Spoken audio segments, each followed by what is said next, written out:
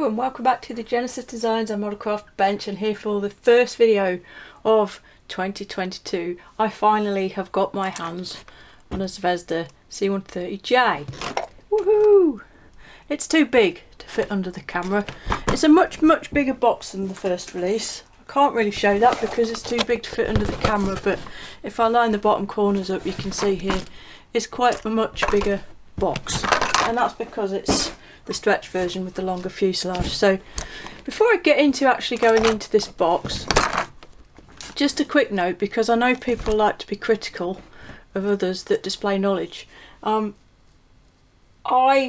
spent 16 years working on the C-130J fleet in the Royal Air Force, so I'm quite familiar with the aircraft.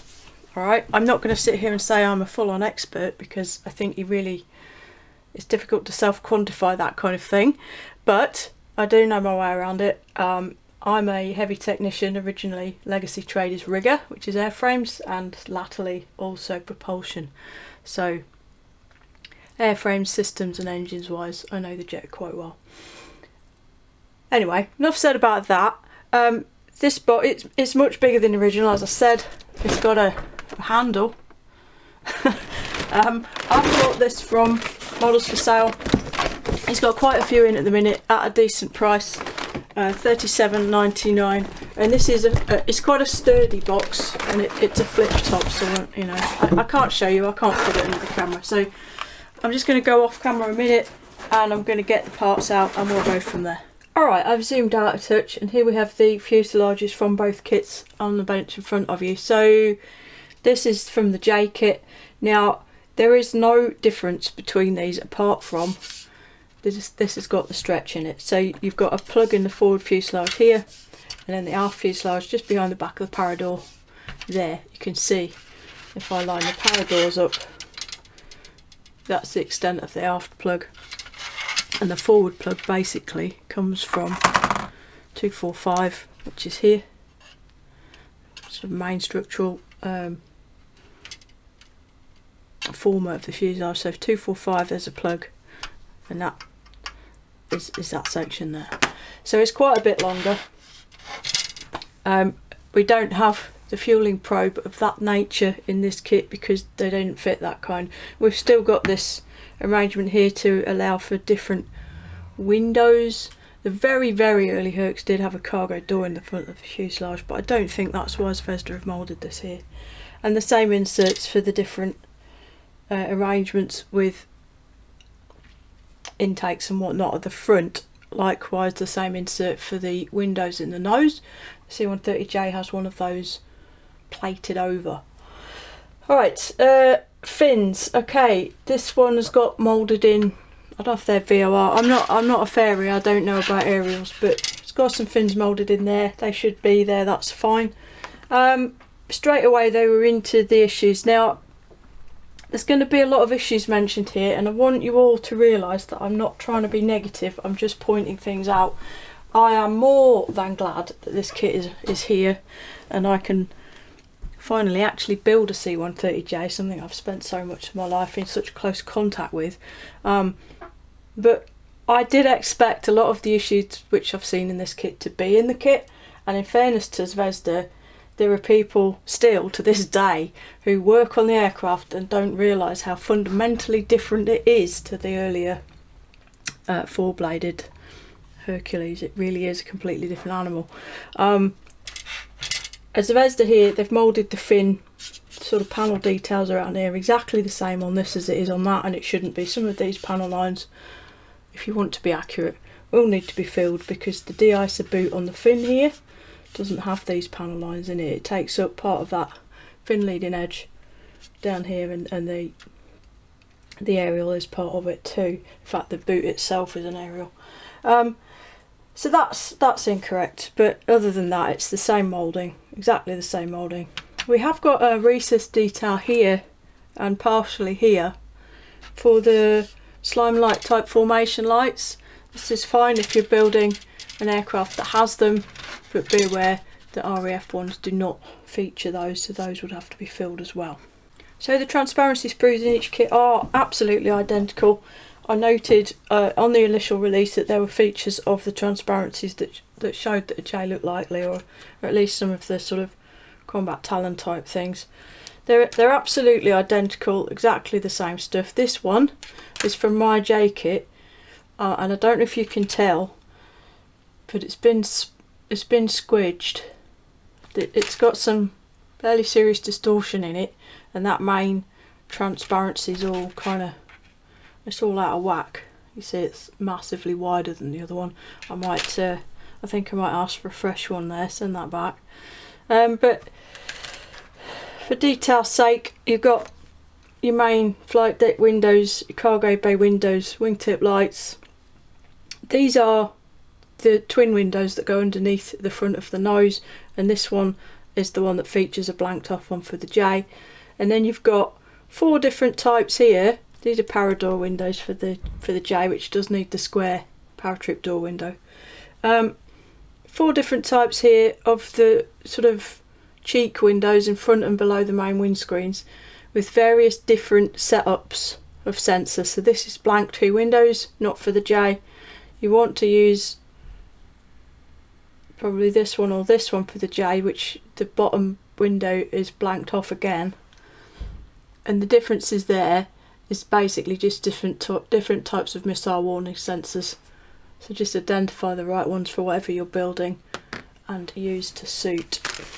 So the main sprue sets, if you want to call them that, are identical across the 2 kits.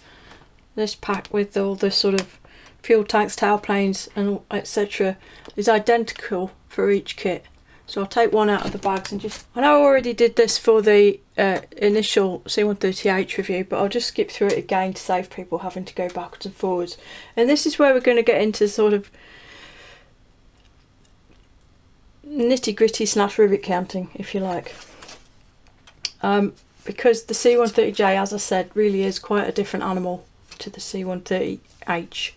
So initially, the obvious thing straight away is the forward end of the undercarriage sponsons. These are the early parts with the early APU fit here and NACA ducts for the cargo packs, air conditioning packs, and these are the ones you want to use, which are longer visibly and has a different type of APU. I believe the actual APU is actually the same, but it's mounted differently.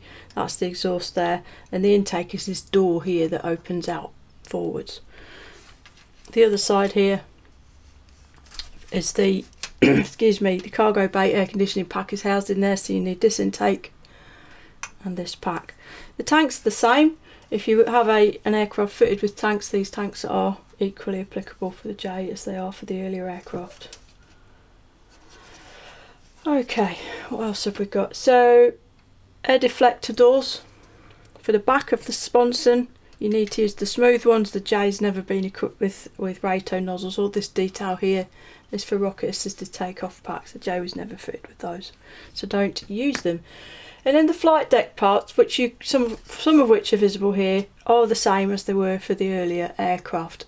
And again, there's issues here because the flight deck, whilst this is similar, it's not exactly the same at all, actually. So for those of us that are concerned with these things, changes would have to be made.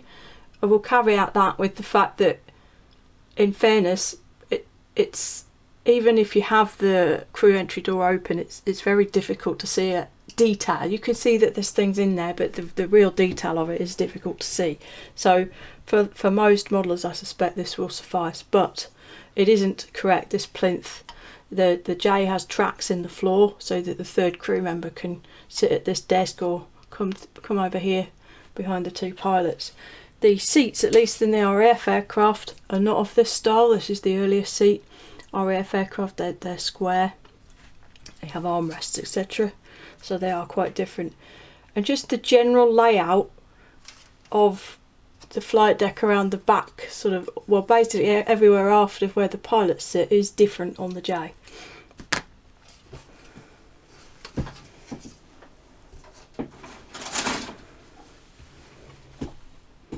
Here we go with the airframe parts. These are all, to all intents and purposes, identical. No issues there. Pick the right inserts, look at the aircraft you're modelling and make sure you use the right window layout.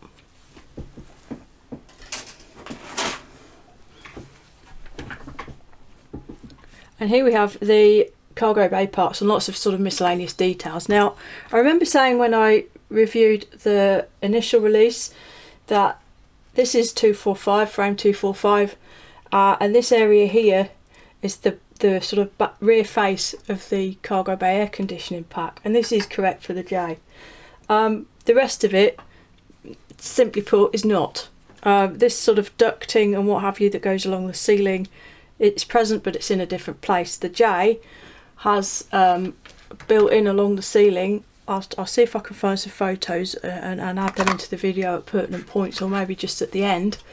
It has a central avionics rack, basically. We called it the hog's trough. It runs from all the way down the cargo bay and has got a myriad of electronic boxes and things. It doesn't look anything like that at all. Same goes at the back here with this is the bleed air pipes for the de-icing system. It again is different on the J. Obviously many people are not going to be fussed by this, but unfortunately I will be. The tail, you've got a longer tail and a shorter tail. Again, you just need to check references and make sure you use the right one. There are many different versions in use out there. Most of the sidewall detail right at the back at the ramp area is something like, they seem to have modelled the kit on the late or the more modern H models, which are quite similar in that area to the J.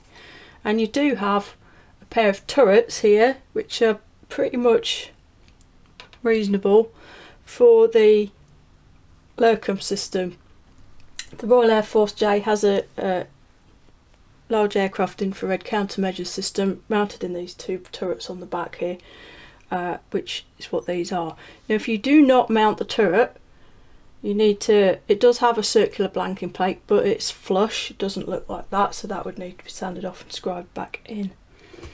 The kit doesn't actually include any representation of the LRCM heads themselves, so that's something you'd have to source elsewhere or scratch build.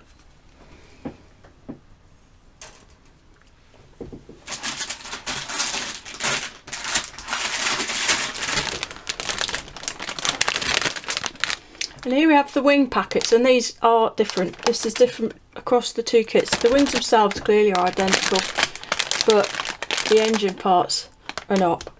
Let's pull some out and just have a look at those. So to start with the actual nacelles themselves, they are identical and they should be. Now I saw a lot of talk sort of years ago when I was trying to build an artillery Hercules, and I never did finish it, about nacelles and different lengths and whatnot. The length of the engine nacelles from the T56 engine Herc to the AE2100 Herc is the same. The nacelles are identical, apart from the oil cooler. So the earlier nacelle does have an oil cooler, but it's a very shallow intake underneath the main intake here. The J has a much deeper oil cooler, and that is housed in this much more bulbous housing here. So that is nicely represented, and well done Zvezda for picking up on that. Then you have your, which way round should we look at these? Let's have the numbers upwards. Propeller and sort of the nose part of the nacelle.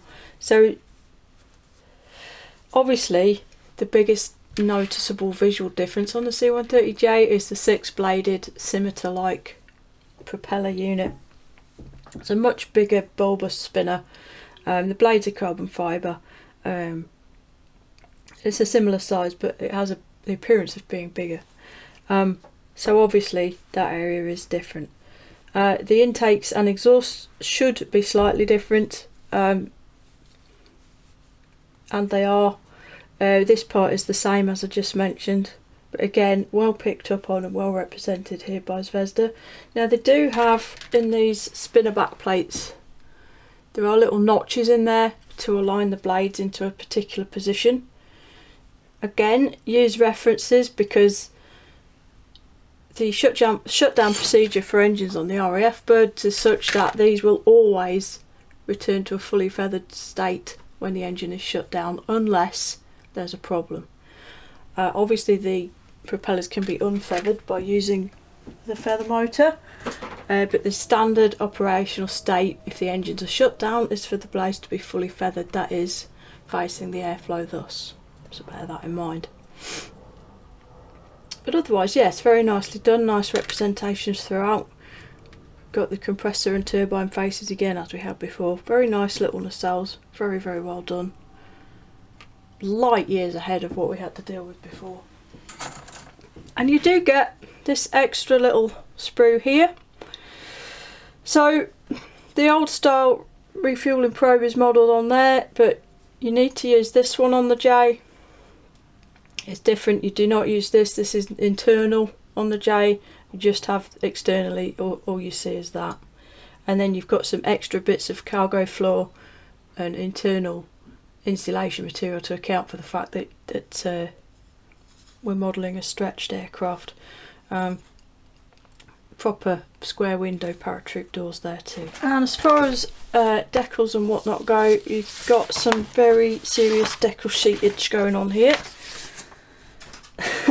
Massive, full on A4 size, plus 2 more. That is wing walkways. They are complete solid decals, which many people might shy away from. In my experience with Zvezda decals, they are perfectly usable, to be honest. They are very thin and shouldn't affect the surface detail overly. But bear in mind, even though it's massive, they're still quite prone to stretching and coming out of shape if you're not very, very careful when you apply them. So do bear that in mind. Don't be afraid to use them, they'll be fine. But just be very, very careful about how you smooth it out, otherwise you'll distort everything. And it'll be very difficult to pull it back into line because of it being solid. And you get 2 extra sheets there. We'll look at the schemes in a second.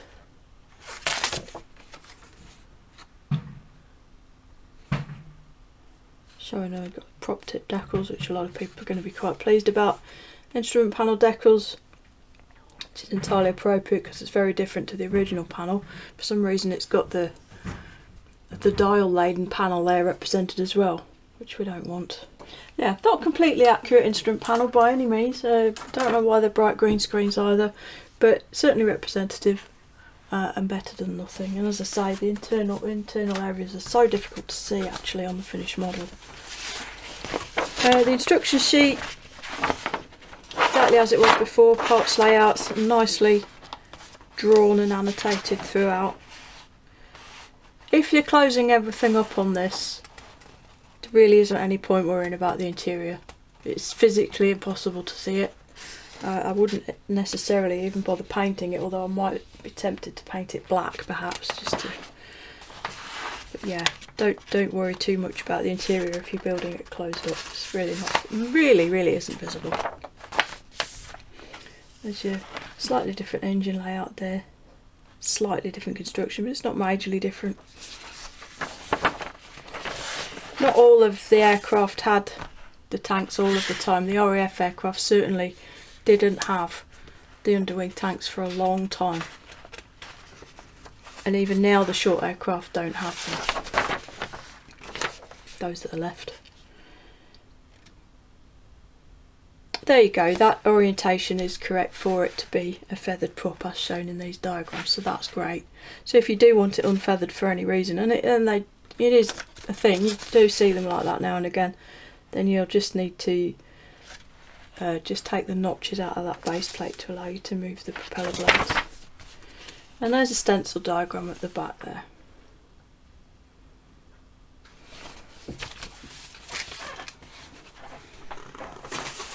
So the paint schemes are on this separate little booklet in colour, sort of smoothly glossy-ish paper.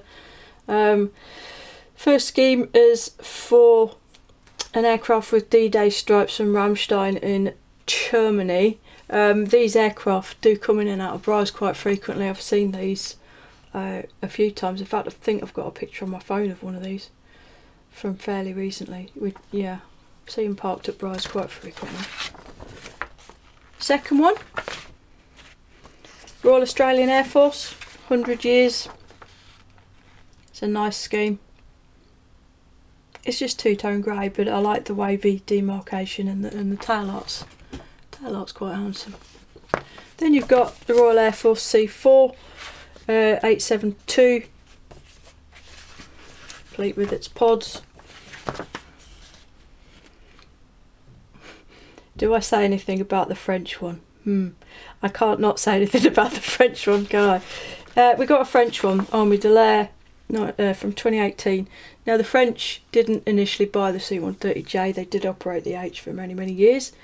And like the Royal Air Force, bought into the A400M programme. But the A400M programme has been so successful that the French Air Force have ended up buying C-130Js. And finally, Italian Air Force, as seen at the Royal International Air Tattoo in the UK in July 2014. All over just grey, slightly different walkway areas. Not a bad selection of schemes, I suppose, but in fairness, they could have done better. There are some quite nice ones out there, which again, I'll chuck some photos on the end. I've got a couple of nice ones. So here you go. Now, the reason I've not gone for a quick snip on this, to be honest, is because it's a known quantity. I've already built one of these. There's two videos up, I think, on the channel featuring it, built as a C-130K from Granby. The fit of the kit is absolutely superb throughout. I never did glue the wing onto that model, which helped immensely when it came to delivering it back to the hobby company for them to use for a display model. The same things apply though with regard to sort of slight inaccuracies. The belly is the curve on the belly is a bit too shallow on this kit. I'm looking forward actually to building one, and I would suggest to sort that out. Just put a thin piece of plastic card along the middle and then blend it in just to put a bit more curve on there. And the big thing here is, of course, we can cross kit. We can use the engines from the J kit on the short H kit and vice versa. So you can build a stretched T56 engine Hercules, which the RAF operated a lot of those, designated K, C-130Ks. Or you can build a short fuselage C-130J, and again there are a lot of those about. But what I would say is the short-bodied C-130J is inbound direct from Zvezda. I've seen it in the 2022 releases catalogue. So, you know, if you've got a bit of a build queue, you might as well just wait for the kit to come out and not have to worry about cross-kitting, because I do want to build a couple of short C-130Js, but I don't necessarily want to build a couple of long C-130Hs. So for me, I'll just, I think, probably wait for the full short C-130J release. But there you go. So there's lots and lots of little missed details, but they're mostly internal. The big one, or the only one really of any note apart from the slightly flat belly, is this detail around here. Again, I'll see if I can't get a photograph out of my personal collection. The de-ice boot fitted to the C-130J, which sits in this area here. It's the black part, there's a decal included for it. Those panel lines will need to be removed, basically, for that. And there you go. So, yeah, a little bit disappointed that the differences weren't picked up on more. But as I say, they're all internal, so only people like myself are really going to be bothered about it, I suppose. But there you go, another good release from Zvezda. As I say, I got this one for Models for Sale. He does currently have quite a few in stock. The price was $37.99, which is a good reduction on retail actually. So if anyone hasn't got one yet and still needs to pick one up, rush over there and grab one.